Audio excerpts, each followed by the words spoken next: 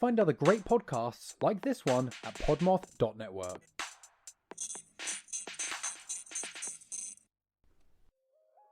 Hey, Freaky friends! It's Michelle and Melissa from the Freaky Fridays podcast. We are sisters in separate states and love to talk about all kinds of spooky, freaky, and scary shit while drinking and laughing through our fear. Join us Fridays as we delve into everything from the world of the paranormal to scary movies to creepy stuff we find around the internet. Subscribe to Freaky Fridays wherever you listen to your favorite podcasts. Sleep tight. Make sure you leave the lights on. Freaky Fridays is a proud member of the PodMoth Network. For more awesome pods, check out podmoth.network.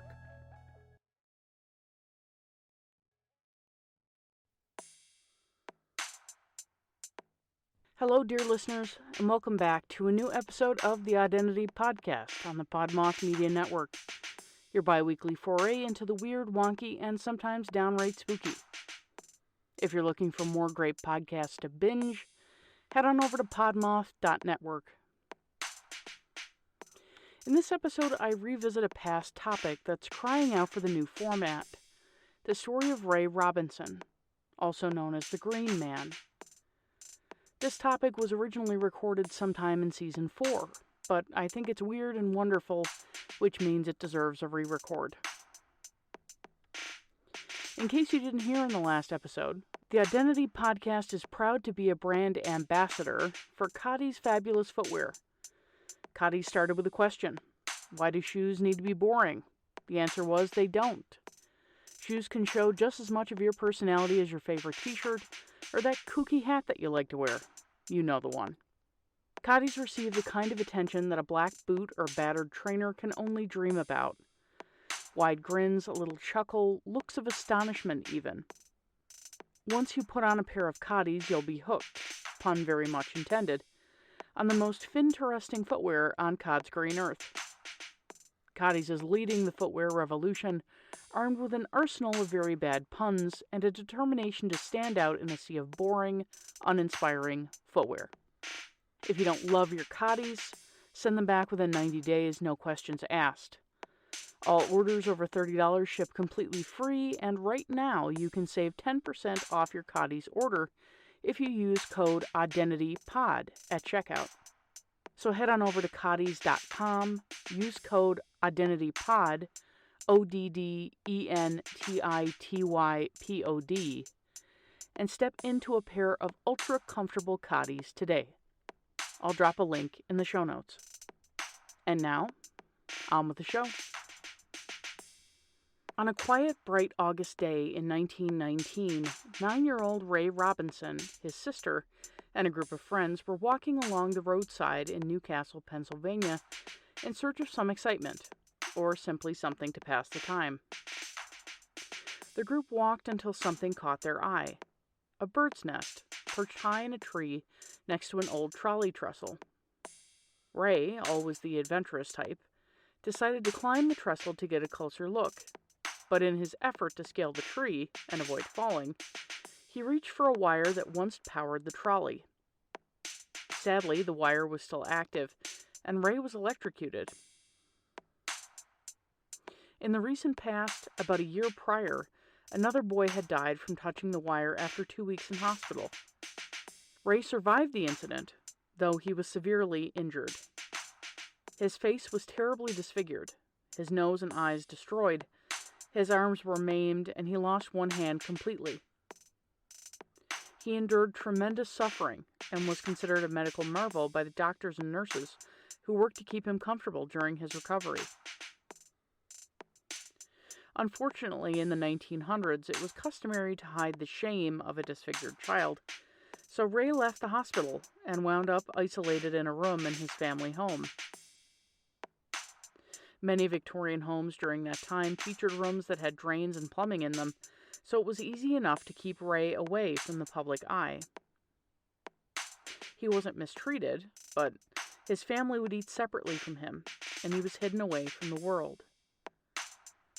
Ray tried to make the best of his situation, listening to baseball games on his radio and learning Braille.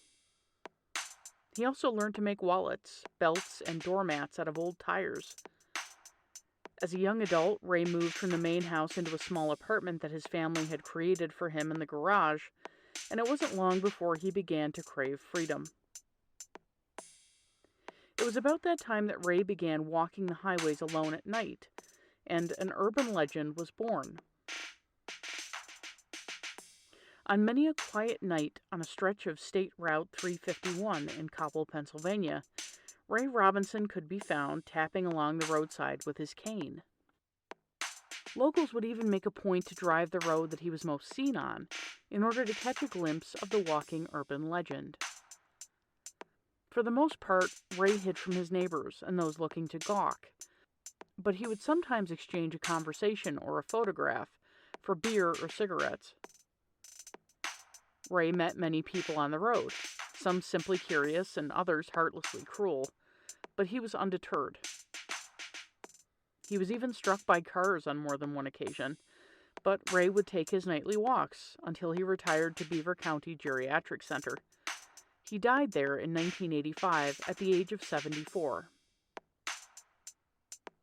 So, Ray Robinson was a man who lived and died in Pennsylvania, who was the victim of a terrible accident and a set of circumstances that forever changed his life. He was not a glowing mutant. Stay with me here. It's quite fascinating to think that Ray is the reason that this urban legend exists, but nevertheless it does. On the outskirts of Pittsburgh, there sits a derelict railroad tunnel. It's covered in graffiti and filled with road salt, but this is where visitors claim to see the Green Man. It's called the Green Man Tunnel, and it's said that teens who drive their cars into the tunnel, turn off their lights, and call out to the Green Man will be rewarded with a visit from this creature. Supposedly his skin is tinged green from an electrical accident, and if he comes close enough to touch your car, his electrical charge will either stall the engine or make the car difficult to restart. The Green Man is also sighted in Youngstown, Ohio, in a rural spot called Zombieland. There, the horribly disfigured Green Man, said to have been electrocuted by a lightning strike, or in an electrical accident, or turned radioactive while working at a power plant, depending on who you ask, wanders the roads at night with his glowing green skin. He chases anyone he comes across, and teenagers still drive out to that area at night, hoping to catch a glimpse of the creature. Now, of course, these accounts should be taken with a grain of salt, and I have no idea where the glowing green skin came from.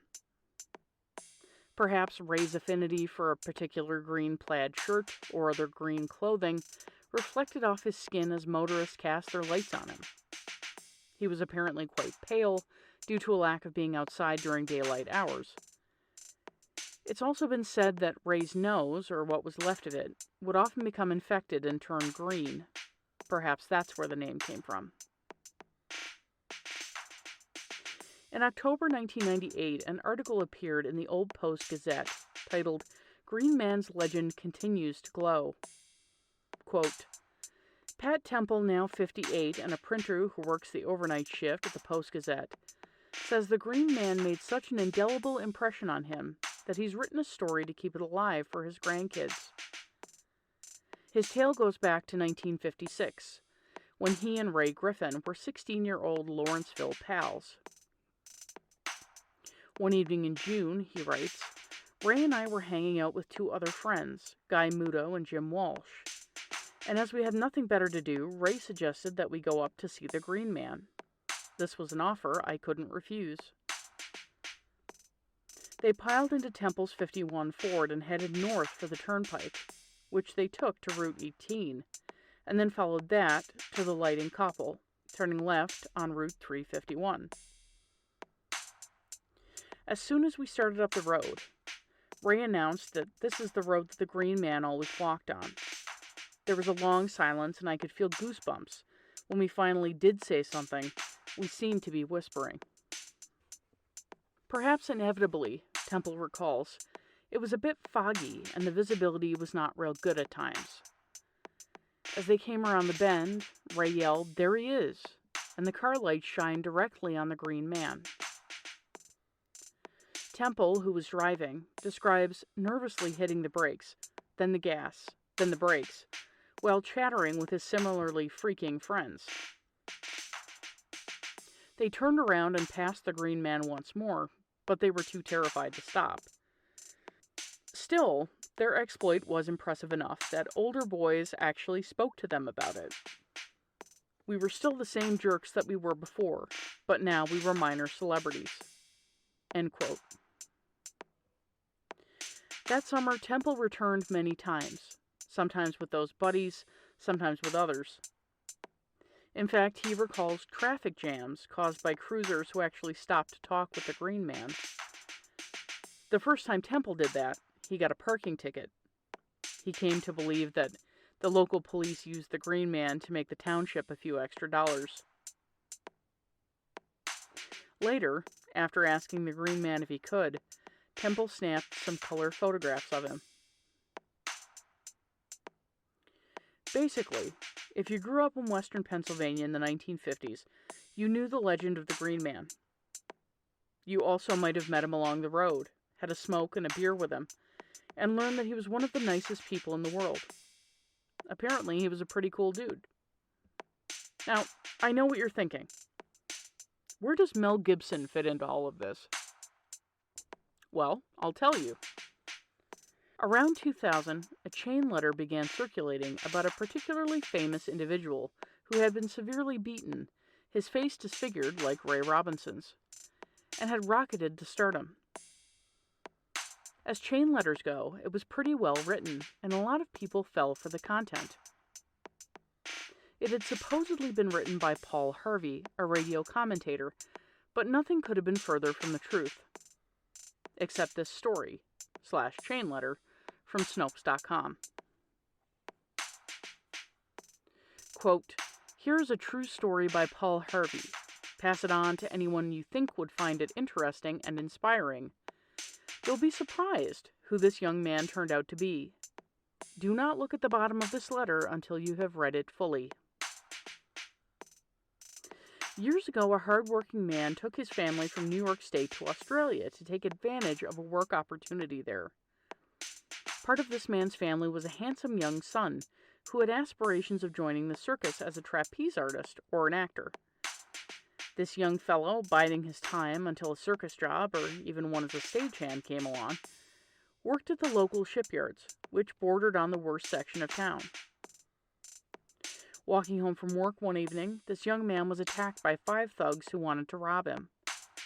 Instead of just giving up the money, the young fellow resisted.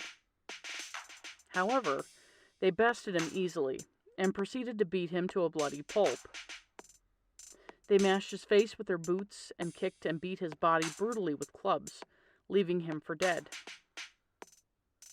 When the police happened to find him lying in the road, they assumed that he was dead and called for the morgue wagon.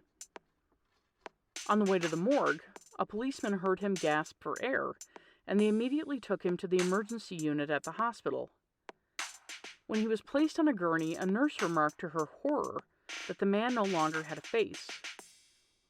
Each eye socket was smashed, his skull, legs, and arms fractured, his nose literally hanging from his face, and all of his teeth were gone. His jaw was almost completely torn from his skull. Although his life was spared, he spent over a year in the hospital. When he finally left, his body may have healed, but his face was disgusting to look at. He was no longer the handsome youth that everyone admired. When the young man started to look for work again, he was turned down by everyone just on account of how he looked. One potential employer suggested to him that he join the freak show at the circus as the man that had no face. And he did this for a while. He was still rejected by everyone, and no one wanted to be seen in his company. He had thoughts of suicide. This went on for 5 years. One day he passed a church and sought some solace there. Entering the church, he encountered a priest who saw him sobbing while kneeling in a pew. The priest took pity on him and took him to the rectory where they talked at length. The priest was impressed with him to such a degree that he said that he would do anything possible for him that could be done to restore his dignity and his life if the young man would promise to be the best Catholic he could be, and trust in God's mercy to free him from his torturous life. The young man went to Mass and communion every day, and after thanking God for saving his life, asked God to only give him peace of mind and the grace to be the best man that he could ever be in his eyes. The priest, through his personal contacts, was able to secure the services of the best plastic surgeon in Australia. This will be at no cost to the young man, as the doctor was the priest's best friend. The doctor, too, was impressed by the young man, whose outlook now on life, even though he had experienced the worst, was filled with good humor and love. The surgery was a miraculous success. All the best dental work was also done for him. The young man became everything he promised God he would be. He was also blessed with a wonderful, beautiful wife and many children, and success in an industry which would have been the furthest thing from his mind as a career if not for the goodness of God and the love of the people who cared for him. This he acknowledges publicly. The young man, Mel Gibson. His life was the inspiration for his production of the movie The Man Without a Face. He is so admired by all of us as a God-fearing man, a political conservative, and an example to all as a true man of courage." End quote. The young man was absolutely not Mel Gibson. Not even close. Gibson's father did move the family from New York to Sydney, Australia when Mel was only 12, but the similarities end there.